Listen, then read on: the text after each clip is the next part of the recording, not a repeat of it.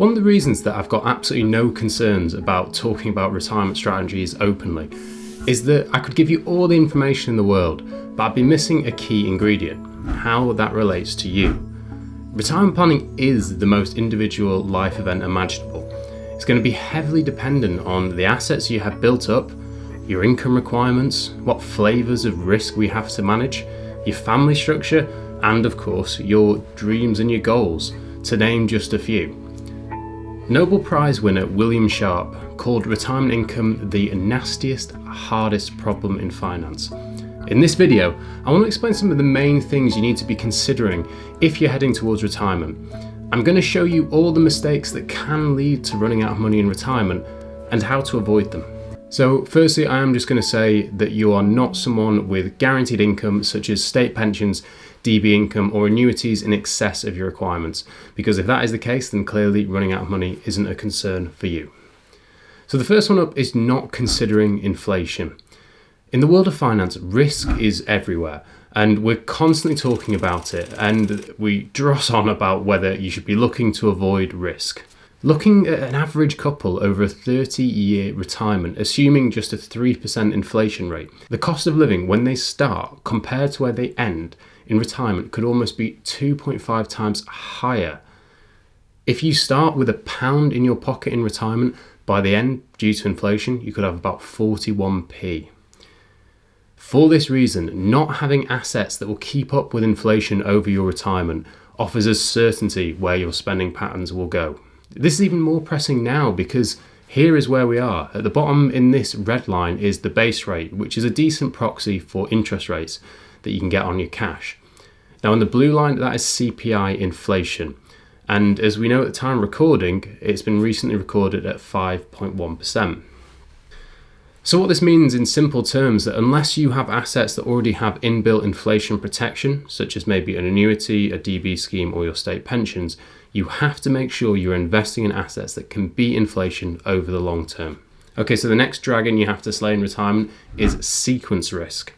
So what this is when relying on investments in retirement, returns at the early period of your retirement have a disproportionate effect on the overall outcome, regardless of the long-term returns over your entire retirement period. And it must be properly managed to avoid disaster.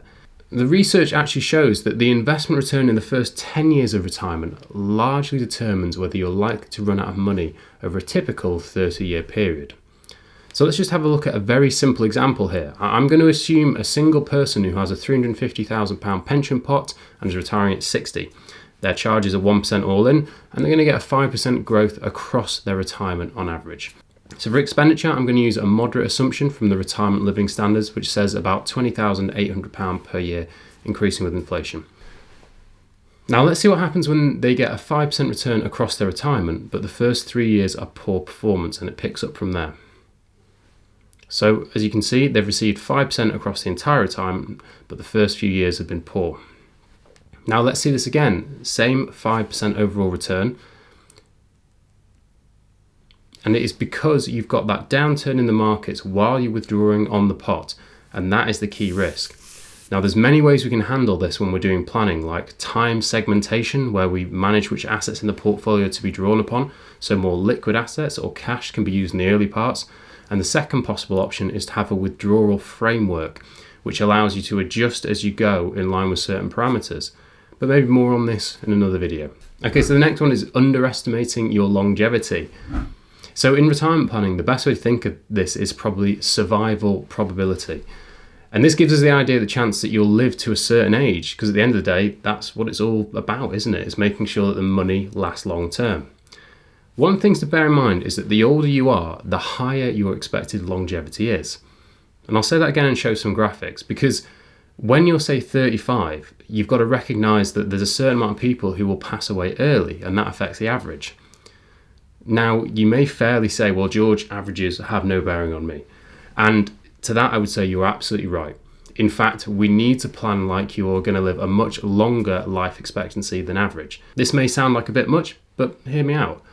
According to the ONS, there's a 10% chance a 60-year-old male will celebrate their 97th birthday. And how's that change if it's a couple we're planning for? Well, based on a study from 2015, It said that a couple born in 1970 at age 65, there is a 60% probability that one of them will be alive at age 95 and a 36% probability that one of them will be alive at age 100. So how do we get around this? Well, we make sure that we do comprehensive modelling, so we look at the whole picture and back test it, and we also stress test the plans to age 100, build in some rules so that we know what happens if a portfolio underperforms. We basically make sure that running out of money isn't an option, and we do regular course corrections to make sure you stay on track. Okay, so the next one is not taking enough risk. So one of the big misconceptions around retirement is around risk. This started around the concept that you'd be required to purchase an annuity when you get to retirement. So therefore what you'd want is cash-like investments at that point in retirement, because the last thing you want is a market drop just before you make that purchase. There's also the 100 minus your age rule, which hasn't really helped this debate. And this rule says you should subtract your age from 100, and the result is the percentage of your assets you should put into stocks or equities. So for example, if you had a 60% allocation to stocks at age 40, you would reduce this to 35% by age 65. It's also been referred to as declining equity glide path. Now, the problem here is a lot of us now at retirement will actually mean investing across the course of our retirement, because very few of us will have a pot of money in retirement which is able to sit purely in low returning investments such as cash or other cash-like equivalents without running out of money. Just to do a very quick demonstration about how risk and return impacts things in retirement, I'm going to do a very simple cash flow model, and I'm going to adjust the return by 1% each time. So that's a good idea of, for example, changing the asset allocation to lower risk investments. So here we go. So I'm going to adjust the return down 1% now, and now 1% again. And even just by moving it 2%, you can see how much of an impact this had. And let's go down another 2%. So hopefully now you can see that the concept of de-risking retirement can be extremely costly if you don't plan properly. So next up is not understanding your expenditure.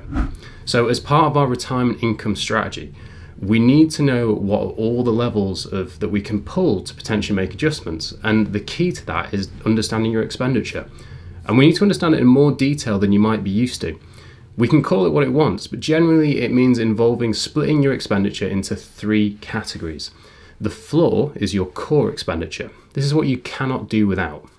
Your lifestyle is not essential, but really important to your quality of life. And finally, discretionary is sort of aspirational, what you'd like to spend. And then I also think it's important to add on top of that important one-off expenditure. So this might be maybe helping the family with the house deposit, traveling around the world, or some other bucket list things. After all, what's the point in getting to retirement if you can't do the things you always wanted? So in retirement especially, you have to have a really good grasp of your expenditure. So how this works with clients is we have to sit and work this out, and it can't just be, here's my utility bills and a few guesses. We have to really drill into these levels and make sure we don't miss out on some key things which will occur that we might not have thought about.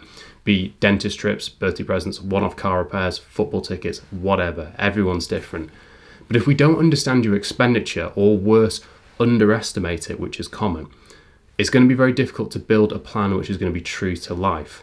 So in retirement, you have to be very intentional with your planning for this. Okay, so the next one is have a withdrawal strategy. So across your retirement, a big drag that we know about on your portfolio, but we can control, is taxes. This can have a massive impact on your spending and potentially what you leave as legacy. So before we start, we need to have a withdrawal strategy which is fit for purpose. And there are many options we can look at implementing, but it really does depend on your structure of your assets, which is why retirement is so individual. And in line with this, the next one to consider is, well, what's the impact if one partner dies, assuming it's a couple? So if we do assume we're planning for a couple, we need to assess the impact, taxation, spending, and otherwise, if one of them were to sadly pass away. What would be the income position after that? So what we need to do here when we're planning and constructing a withdrawal strategy is consider the impact of withdrawals on the big picture, and make sure when we then look at those spending aspirations, we've considered this. I appreciate it's not the happiest thing to think of. The real risk is not considering these things. So clearly it's better to have a slightly difficult conversation now where we talk through some unpleasant things and be prepared. And the final one I'm going to cover off is not having a will or a power of attorney in place. And I know this is a bit of an odd one, but I'm just going to explain why this can be such a problem. So not actually having a will and power of attorney can cause really big problems. And just to explain what a lasting power of attorney is, this is a document where an individual can give one or more people access to their financial affairs or potentially in relation to their health and well-being. There are separate documents for each under a lasting power of attorney. And the idea of this is that if you do lose mental capacity, it allows a trusted person to continue to manage your finances or maybe make health decisions.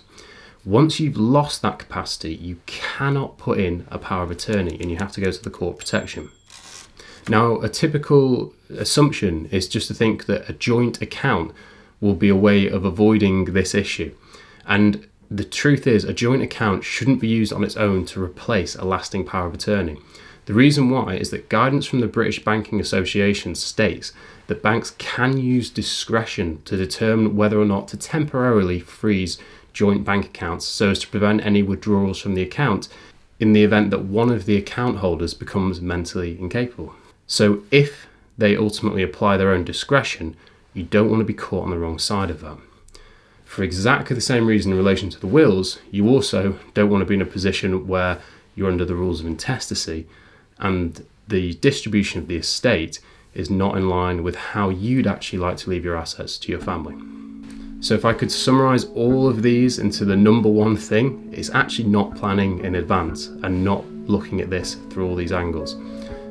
The easiest way that we can achieve a retirement where you have peace of mind that you won't run out of money is to make sure there's a plan in place so that when you get to the retirement point, you actually have enough money to retire. The thing is what's so dynamic about retirement planning is I haven't even covered all the considerations of this video, only just a brief snapshot. There are many, many other areas to be thinking about. You could perhaps stumble across some unknown tax mistakes that could devastate your retirement. And if that sounds like a worry, you really need to watch this video here because I'll go over some of them. Anyway, I hope that was interesting. This has been Principles Personal Finance. I really appreciate you watching. See you next time.